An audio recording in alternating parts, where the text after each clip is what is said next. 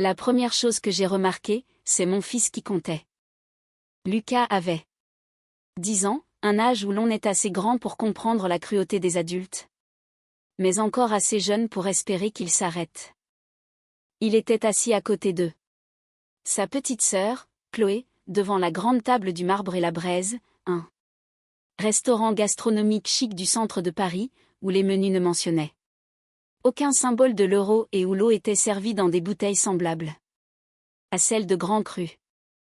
Il comptait les assiettes. 1, 2, 3. Chuchota Théil. Chloé serrait son verre de limonade artisanale à deux mains et fixait la corbeille de pain posée devant nous. En face, ma sœur Virginie souriait tandis que le serveur déposait 3 côtes de bœuf wagyu d'exception sur des planches d'ardoise. Chacune était surmontée d'une petite piquant laiton, comme si elle avait remporté un prix. Ma mère applaudit doucement. Oh! Regardez-moi ça, dit-elle. Voilà un vrai dîner d'anniversaire. Je regardais la viande, puis les places vides devant mes enfants. Excusez-moi, dis-je au serveur. Je crois qu'il nous manque 2 plats. Virginie éclata de rire avant même que le serveur ne puisse répondre. Thomas, ne sois pas embarrassant, dit-elle. Je gardai un ton calme. J'ai commandé les coquillettes au beurre pour Chloé et les mini-burgers pour Lucas. Virginie pencha la tête. Je les ai annulés.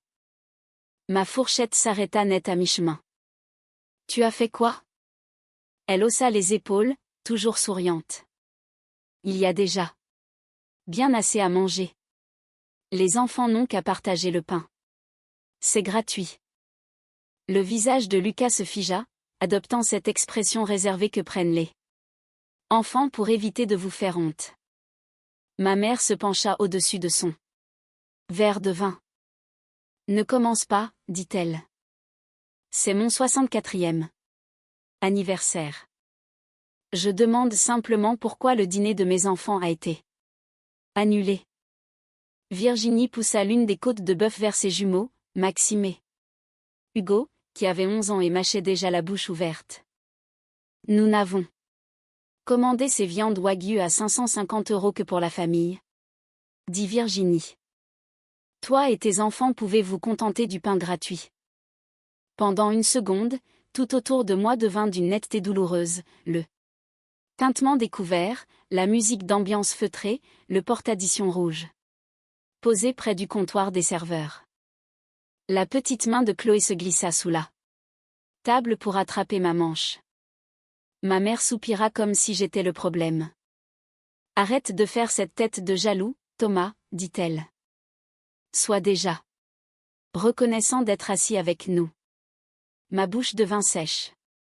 Je fis le tour de la table du regard, Virginie, son mari Damien, leurs jumeaux, ma mère, mon beau-père Gérard, tante Renée, oncle Victor, et mes 3 cousins qui trouvaient soudainement leur téléphone fascinant. Personne ne la reprit. Personne ne regarda mes enfants. Je hochai la tête une fois, puis je me levai.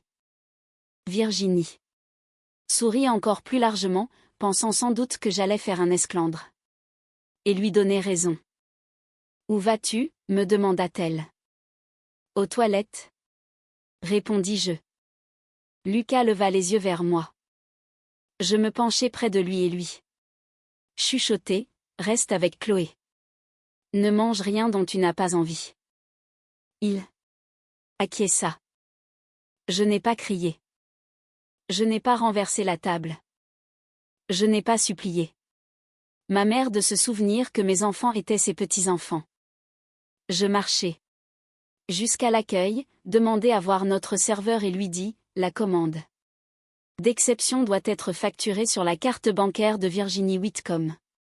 C'est elle qui l'a autorisée lorsqu'elle a modifié les menus des enfants. Et veuillez retirer mon crédit VIP de cette table.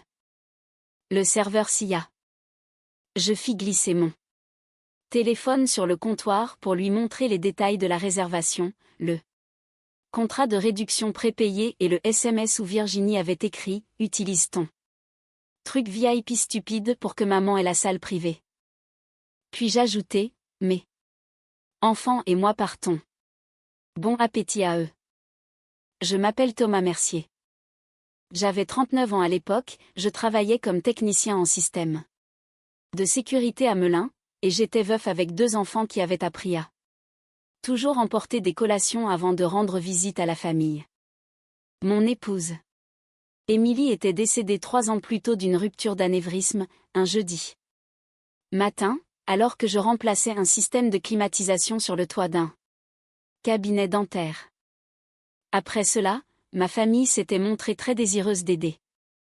Mais dans ma famille, aider rimait avec contrôler.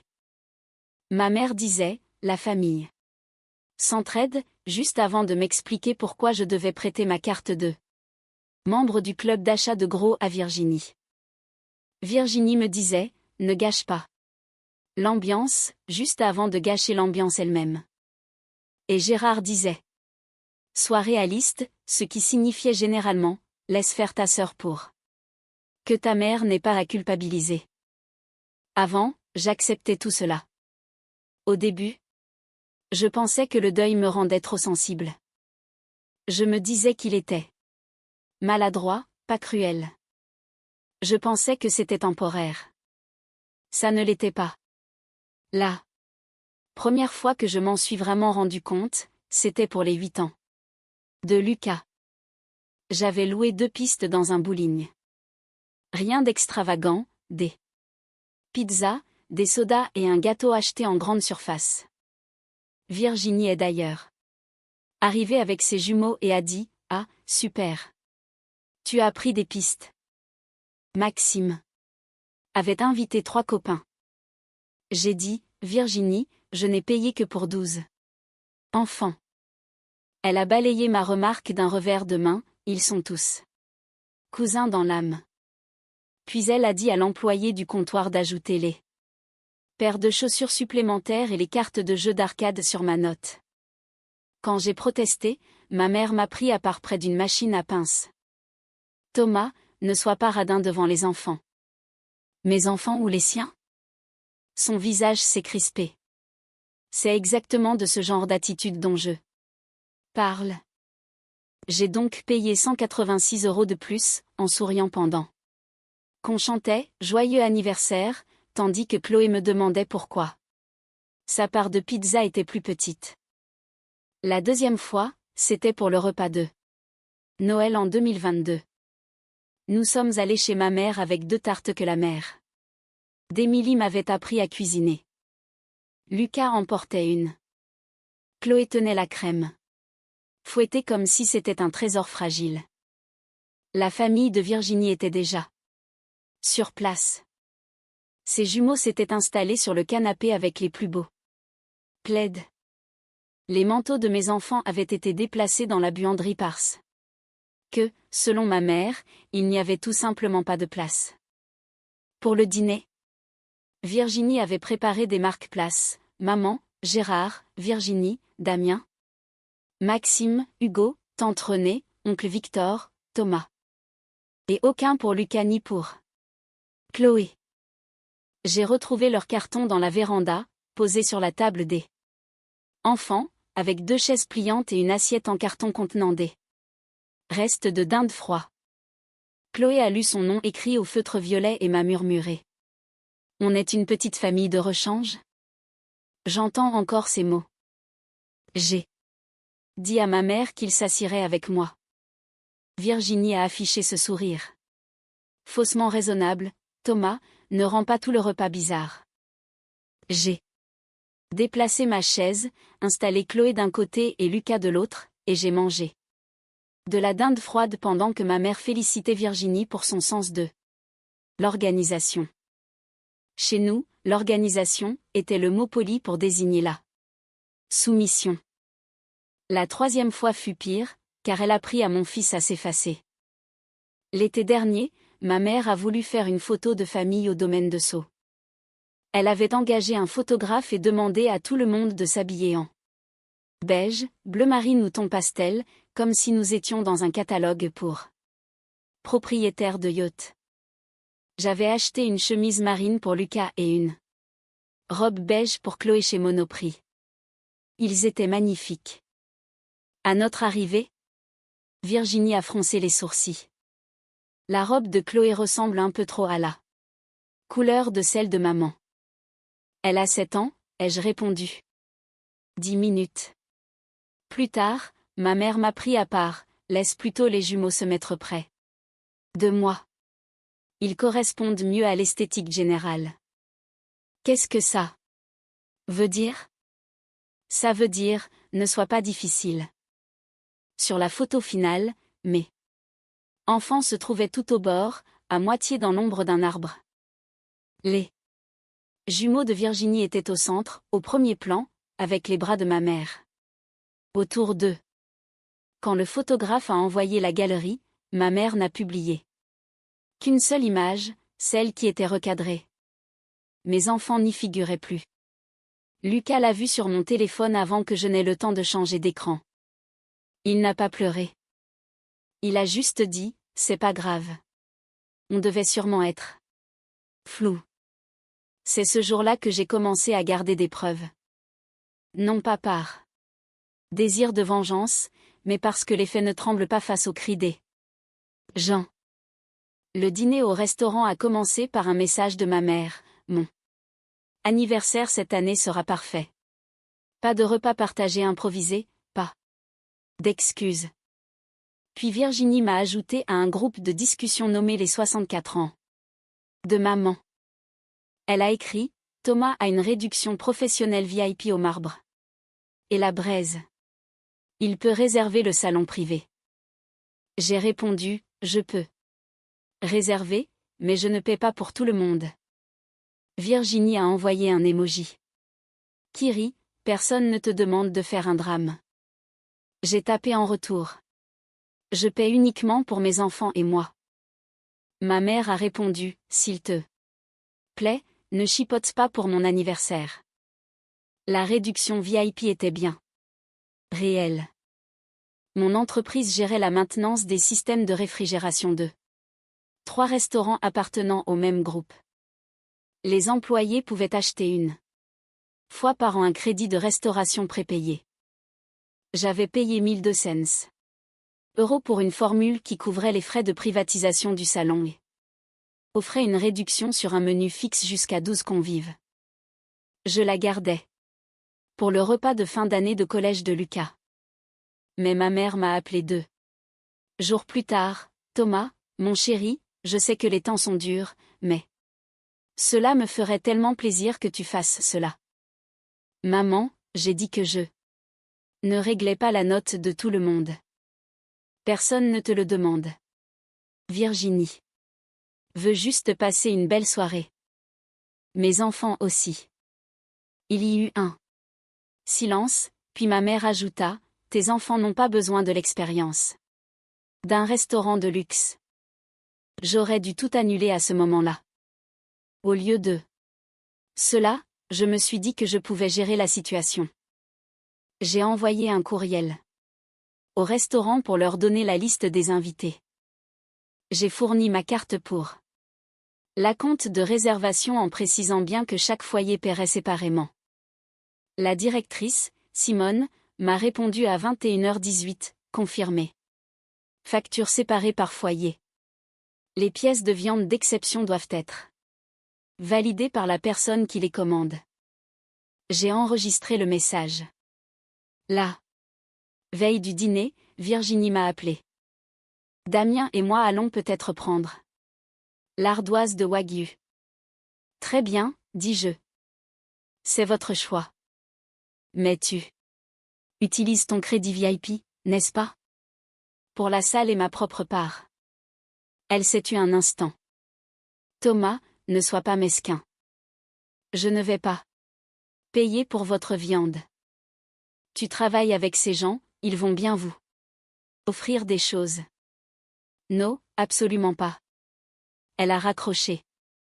Le lendemain, à 18h40, Lucas, Chloé et moi sommes arrivés avec 12 minutes d'avance.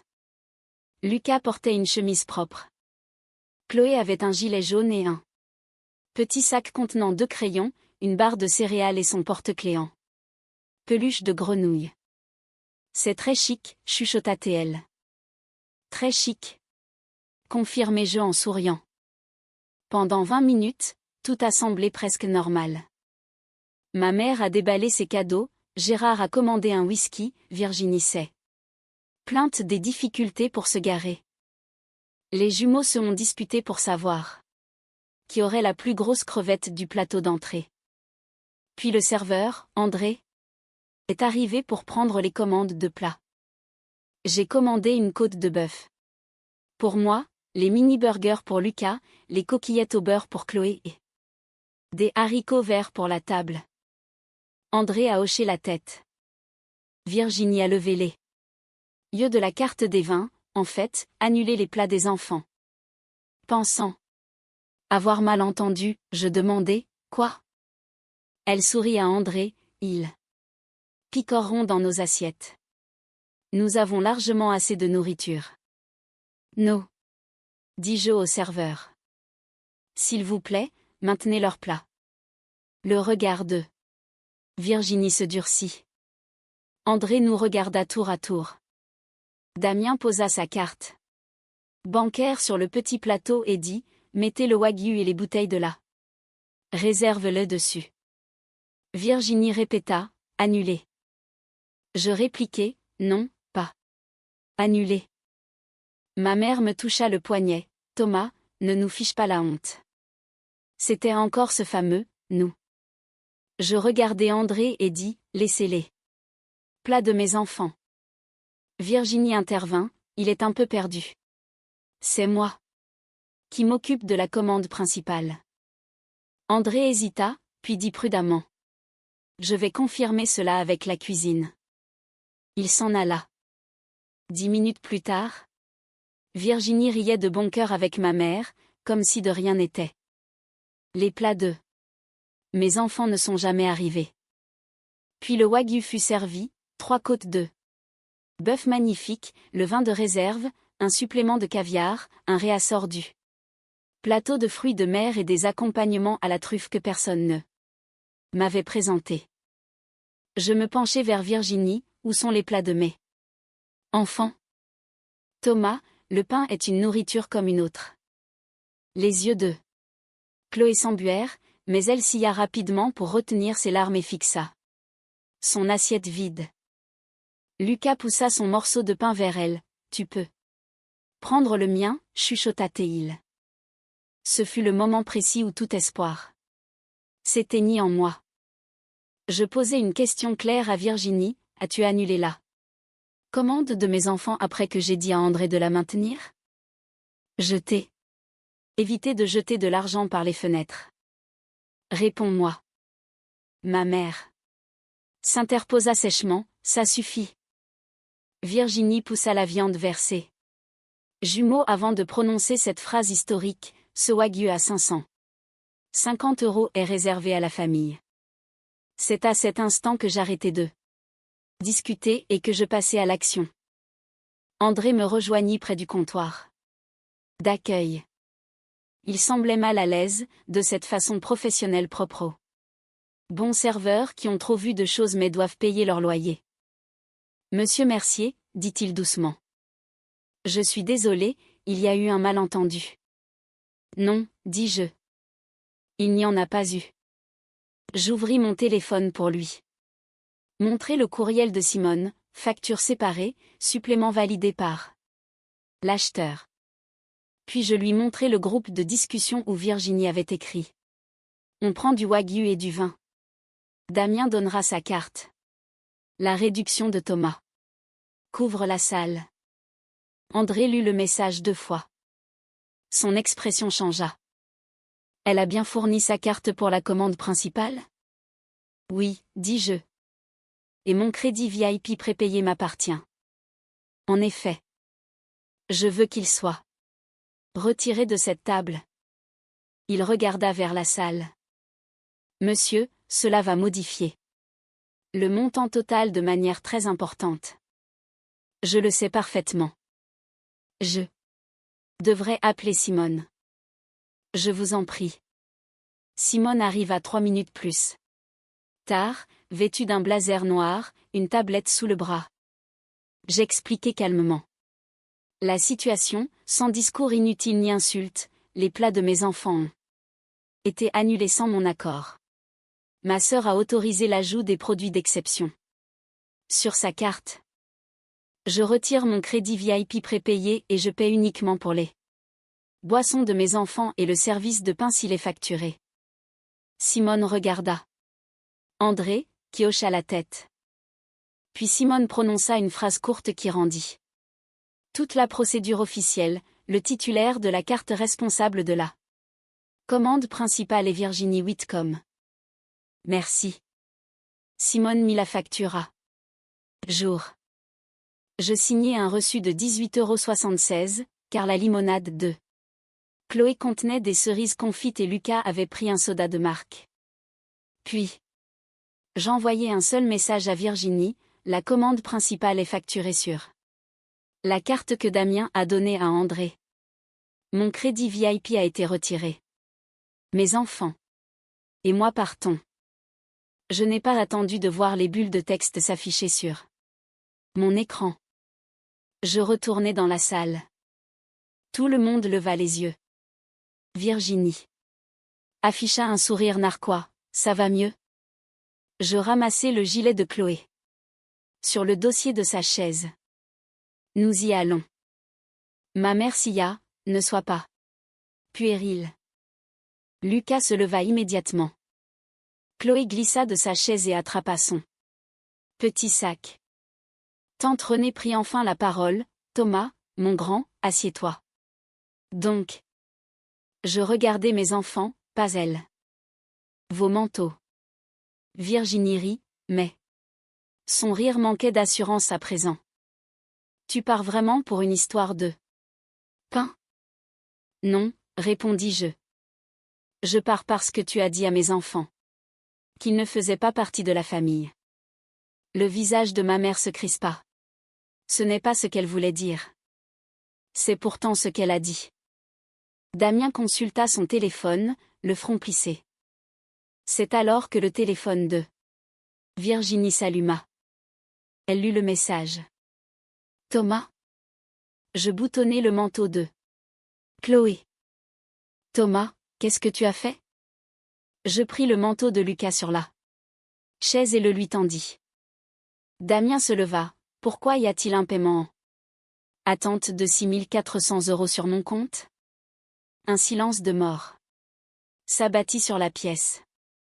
Même les jumeaux arrêtèrent de mâcher. André apparut à l'entrée du salon avec le porte-addition en cuir. J'ai la note mise à jour. Dès que vous serez prêt. Virginie la lui arracha des mains. Ses yeux parcoururent la page. 6 412 €. Simone intervint. Derrière André, cela comprend les pièces de wagyu, les bouteilles de réserve, les suppléments de fruits de mer, les frais de salon privé, les taxes et le service. Le crédit VIP a été retiré à la demande de Monsieur Mercier. La voix de ma mère devint stridente. Vous ne pouvez pas faire ça. Simone resta imperturbable. Ce crédit appartient à Monsieur Mercier. Virginie me regarda. Comme si je venais de la gifler. Tu étais censé aider. C'est ce que j'ai fait, répondis-je. Je me suis assuré que la facture soit adressée aux personnes qui ont commandé le repas. Gérard grommela, pour l'amour de Dieu. Thomas. On a proposé du pain sec à mes enfants pendant que vous mangiez de la côte de bœuf d'exception. Il détourna le regard. C'était toute la réponse dont j'avais besoin. Virginie s'avança vers moi. Tu vas régler ça tout de suite. Non. Ma mère se leva elle aussi. Thomas, n'ose pas franchir cette porte. Je pris la main de Chloé. Lucas se plaça de l'autre côté sans que j'ai besoin de lui demander. Ma voix resta posée. Vous ne reverrez plus mes enfants tant que vous ne serez pas capable d'expliquer exactement ce qui s'est Passer, sans leur reprocher d'avoir tout entendu. C'est de la folie. Non. Répondis-je. Ce qui est fou, c'est de croire que j'allais payer pour voir mes enfants se faire humilier. Puis nous sommes sortis par la porte arrière, près de la cuisine, en passant devant des bacs de linge empilés et un cuisinier qui fumait à côté de l'entrée de service. Dans la ruelle, Chloé leva les yeux vers moi. On a fait une bêtise? Je m'accroupis devant elle. Non, ma puce. C'est fini de payer pour les bêtises des autres. La mâchoire de Lucas était contractée. On peut aller manger des burgers? Je souris pour la première fois de la soirée. Oui, dis-je. De la vraie nourriture. Derrière nous, mon téléphone se mit à vibrer si fort qu'il semblait vivant. Je l'éteignis. Nous avons mangé dans un fast-food avec service au volant appelé le Petit Burger à 20h37. Lucas prit un double cheeseburger. Chloé des aiguillettes de poulet et un milkshake au chocolat. Je pris des frites, dont je sentis à peine le goût. Chloé trempa une frite dans son milkshake et dit: Maman faisait ça, elle aussi. C'est vrai, répondis-je. Lucas m'observait attentivement. Papa? Oui. On était censé rester sans rien dire? J'essuyai le sel de mon pouce. Non. Mais mamie était fâchée. Mamie a le droit d'être fâchée. Il réfléchit à cela comme s'il s'agissait d'une idée totalement nouvelle, puis il hocha la tête. Le lendemain matin, ma mère m'appela 17 fois avant 9h. Je ne décrochai pas. Virginie m'envoya de longs paragraphes. Tu m'as humilié. Tu as gâché l'anniversaire de maman. La banque a bloqué la transaction. Damien est furieux. Tu aurais pu simplement me parler. Je lui renvoyai une capture d'écran de son propre SMS concernant le Wagyu et la carte de Damien. Puis j'écrivis: ne contacte plus Lucas ni Chloé. Elle répondit: bravo, utilisez tes enfants comme des armes. Je la bloquai. À 10h14, ma mère se présenta chez moi avec un gâteau de supermarché et une mine empreinte d'une tristesse feinte. Je la vis à travers l'interphone vidéo. Thomas, dit-elle. Ouvre la porte. Nous devons nous calmer. Chloé était assise à la table de la cuisine et coloriait une grenouille en violet. Lucas assemblait un jeu de Lego sur le sol. Aucun d'eux ne bougea. Cela m'en dit long. J'ouvris la porte tout en laissant la chaîne de sécurité. Ma mère brandit le gâteau. Il y a écrit « La famille pardonne » dessus. Je le regardai. Ce ne sont pas des excuses. Sa bouche se pinça. Tu vas vraiment me priver de mes petits-enfants pour un simple dîner? Non. Répondis-je. Je les préserve des gens qui les excluent sous leurs yeux. Avant de leur dire de s'estimer heureux. Elle regarda derrière moi. Chloé. Ma chérie. Mamie a apporté du gâteau. Chloé se tassa un peu plus sur sa chaise. Mon cœur se serra. Je me plaçai dans l'ouverture pour que ma mère ne puisse plus la voir. Tu ne passes pas par-dessus moi pour leur parler. Les yeux de ma mère brillèrent de colère. Tu as changé. Je l'espère bien. Elle baissa le gâteau. Thomas, ta sœur est très stressée en ce moment. Mes enfants avaient faim. C'était un dîner d'adultes. Alors tu aurais dû me dire de ne pas les amener.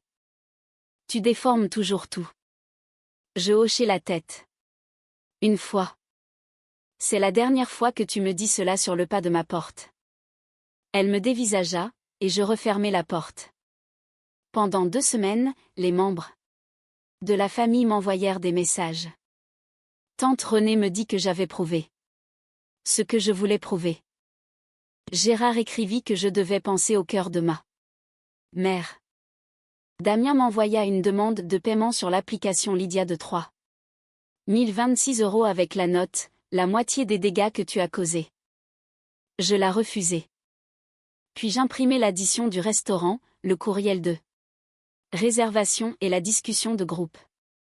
Je l'ai placé dans un dossier bleu, intitulé Le marbre et la braise, non pas parce que j'avais l'intention de poursuivre qui que ce soit en justice, mais parce que je ne voulais plus vivre dans un monde où les gens pouvaient blesser mes enfants pour ensuite prétendre que mes souvenirs étaient exagérés. Un mois plus tard, Lucas eut un concert à l'école. Il joua de la clarinette assez mal, mais avec beaucoup de fierté. Chloé était assise à côté de moi dans le public, balançant ses jambes et piochant des bonbons aux fruits dans la poche de ma veste. Personne de ma famille ne vint. Les sièges vides ne me firent pas de peine, contrairement à ce que j'aurais pu imaginer. Ils me semblèrent plutôt être un espace de liberté retrouvée. Après le concert, nous sommes allés manger des crêpes dans une brasserie de quartier où la serveuse appelait tout le monde « mon grand » ou « ma puce » et offrit à Chloé un supplément de chantilly sans en faire une question de principe.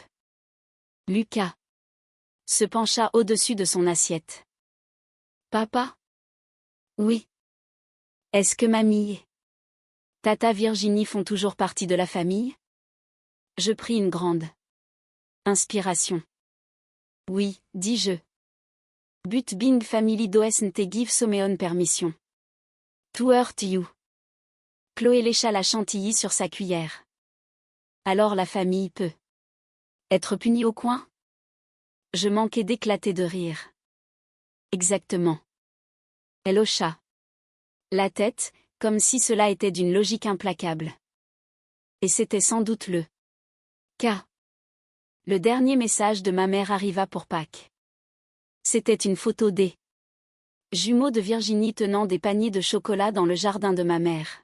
« J'aimerais que tu arrêtes de punir tout le monde. » Je la regardai pendant un long moment, puis je tapai « Nous ne sommes ouverts qu'aux relations fondées sur le respect. » Ma mère répondit « Ce n'est pas comme ça que fonctionne la famille. » Je répliquai « C'est comme ça maintenant. » Puis je la bloquai elle aussi. La morale de l'histoire est simple, lorsque des personnes se sentent à l'aise pour humilier vos enfants en public, c'est qu'elles se sont déjà exercées à le faire en privé. Vous ne leur devez pas de plus longues explications. Vous devez à vos enfants une porte qui se ferme.